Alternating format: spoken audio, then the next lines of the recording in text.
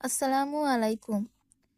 রোজা রাখতে গিয়ে অনেকেই বলেন সকালে মাথা ভার লাগে, দুপুরে শরীর ঢিলে হয়ে যায়, বিকেলে কাজ করার শক্তিই থাকে না।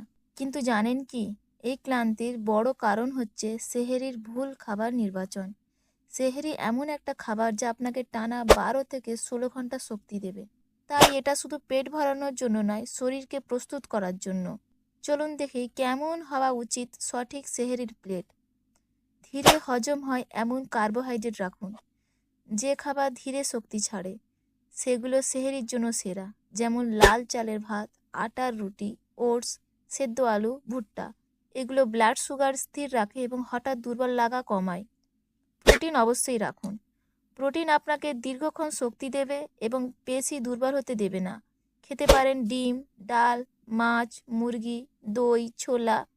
প্রোটিন থাকলে দুপুরের আগে ক্ষুধা কম লাগবে। ভালো ফ্যাট বাদ দেবেন না। অনেকে ভাবেন ফ্যাট মানেই ক্ষতি, কিন্তু স্বাস্থ্যকর ফ্যাট শরীরের জন্য খুব দরকার। যেমন বাদাম, আখরোট, তিল, সামান্য অলিভ অয়েল। এগুলো দীর্ঘক্ষণ পেট ভরা রাখে এবং মস্তিষ্ক সতেজ রাখে। পানি ও হাইড্রেশন খুব গুরুত্বপূর্ণ। ডিহাইড্রেশন হলে মাথা ব্যথা, দুর্বলতা, মনোযোগ কমে যাওয়া সবই হয়। সেহরিতে রাখুন 2 থেকে 3 গ্লাস পানি, শসা, তরমুজ, কমলা, দই।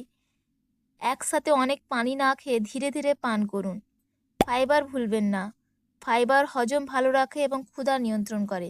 সবজি, ফল এবং প্রয়োজনে চিকিৎসকের পরামর্শে ইসবগুলের ভুসি রাখতে পারেন। যে খাবারগুলো এড়িয়ে চলবেন: অতিরিক্ত ভাজা পোড়া, বেশি মিষ্টি, সফট ড্রিঙ্ক, অতিরিক্ত চা বা কফি, বেশি লবণ। এগুলো শরীরকে দ্রুত পানি শূন্য করে এবং শক্তি দ্রুত কমিয়ে দেয়।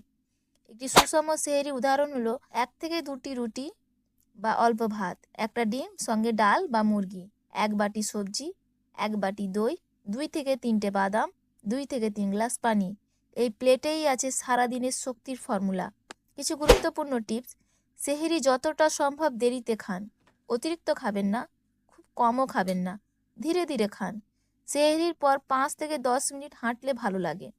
পর্যাপ্ত ঘুম জরুরি। সহজ সূত্র মনে রাখুন: কার্বোহাইড্রেট প্লাস প্রোটিন প্লাস ভালো ফ্যাট প্লাস পানি প্লাস ফাইবার, সারাদিন শক্তি ও সতেজতা। মনে রাখবেন, সেহরি শুধু একটা খাবার নয়, এটি আপনার রোজার জ্বালানি। যদি এমন উপকারী ইসলামিক ও লাইফস্টাইল ভিডিও নিয়মিত দেখতে চান, তাহলে এখনই সাবস্ক্রাইব করুন নূরের পথে নাদিয়া বেগম চ্যানেলটি। এই ভিডিওটি শেয়ার করুন আপনার প্রিয়জনদের সাথে। আল্লাহ আমাদের সবাইকে সুস্থভাবে রোজা রাখার তৌফিক দান করুন। আমিন।